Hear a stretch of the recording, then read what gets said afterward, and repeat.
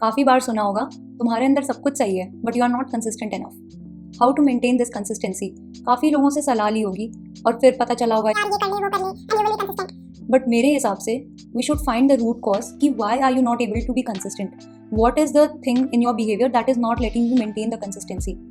तो I research more about it and आज discuss करते हैं कि साइकोलॉजिकली क्या आपके बिहेवियर को अफेक्ट कर रहा है जिसकी वजह से आपको ये इशू हो रहा है। So hello everyone, my name is Tanya and I'm back with yet another video.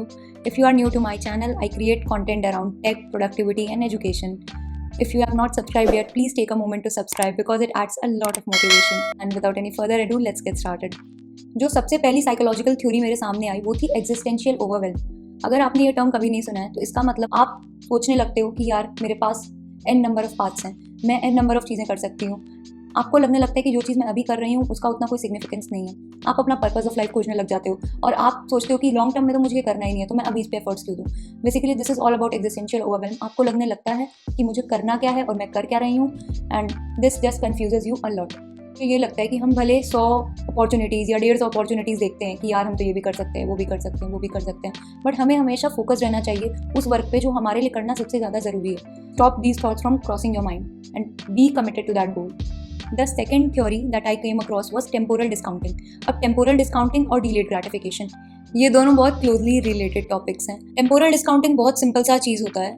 मतलब जैसे आप समझ लो कि आपको एक दिन की मेहनत के बाद 1 लाख रुपए मिलने वाले हो वर्सेस आपको 1 साल की मेहनत के बाद 1 लाख रुपए मिलने वाले हो।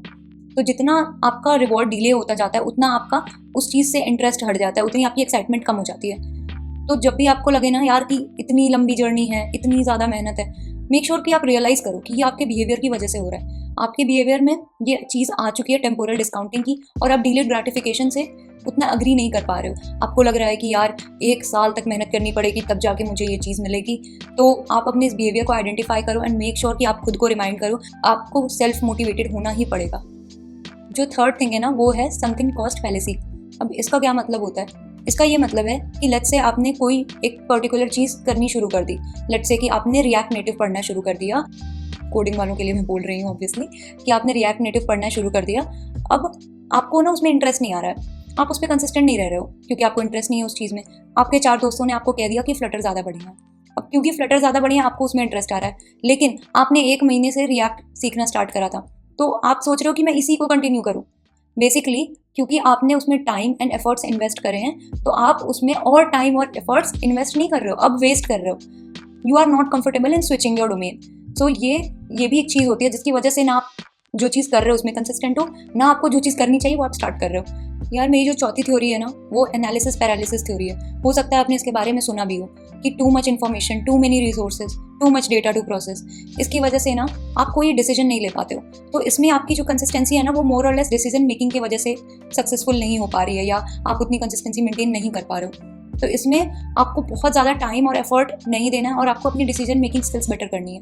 लेट्स से कि आपको जावा सीखनी है, आपको 100 रिसोर्सेज मिल जाएंगे यूट्यूब पे, 100 पेड कोर्सेज मिल जाएंगे। आपको देख लेना है कि यार ठीक है इसके भी रिव्यूज़ अच्छे हैं, इसके भी अच्छे हैं। अब जैसे आप एक चीज़ के चक्कर में पड़ जाते हो कि बेस्ट रिसोर्स तो कुछ होता ही नहीं है। आप एक गुड एनफ रिसोर्स से स्टार्ट करो और उसके बाद प्रैक्टिस करते करते बिल्ड करो। This is how you should go. Now the fifth thing is about cognitive load theory. Cognitive load theory कहती है कि एक टाइम पे हमारी शॉर्ट टर्म मेमोरी में लिमिटेड चीज़ें ही हम स्टोर कर सकते हैं। आप उसको अगर ओवरलोड करोगे तो उसका फ़ायदा नहीं होता। अब आप सोच रहे हो इसका कंसिस्टेंसी से क्या मतलब है? तो इसका ये मतलब है कि जब भी हम लेट्स से कुछ लर्न करने का ट्राई करते हैं तो हमारा गोल ये रहता है कि हम उसको अपनी शॉर्ट टर्म मेमोरी से लॉन्ग टर्म मेमोरी में ट्रांसफ़र कर सकें।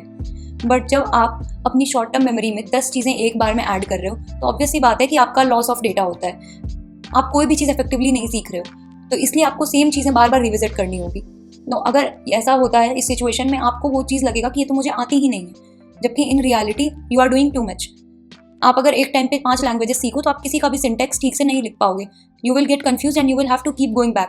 तो इसमें जो आपका कंसिस्टेंसी इन ग्रोथ होना चाहिए ना वो रुक जाता है। ये बहुत डेंजरस हो सकता है क्योंकि ऐसे टाइम पे लगता है कि यार हम 5 चीज़ें 10 चीज़ें एक साथ सीख रहे हैं, but it is actually counterproductive. So these were all the theories that I wanted to share with you. I am so sure that आपको इसमें से अपने बिहेवियर में बहुत सारी चीज़ें ओवरलैप करती हुई दिखेंगी, बट मेरा गोल ये है कि आप इसको अपने बिहेवियर में एनालाइज करो कि क्या वो चीज़ हो रही है जिसकी वजह से आप सेल्फ मोटिवेटेड नहीं रह पा रहे हो, कंसिस्टेंट नहीं रह पा रहे हो। अगर आपको ये वीडियो अच्छी लगी तो please like and share your views in the comments. Also subscribe to my channel if you have not subscribed yet, and I will see you in the next one. Bye bye. तो आपको ना ये लगेगा कि यार चलो मैं एक दिन की मेहनत करके ले लूँ, क्या बोलूँ। जो थर्ड थ्योरी है वो है रिलेटेड हमारी संकन कॉस्ट पॉलिसी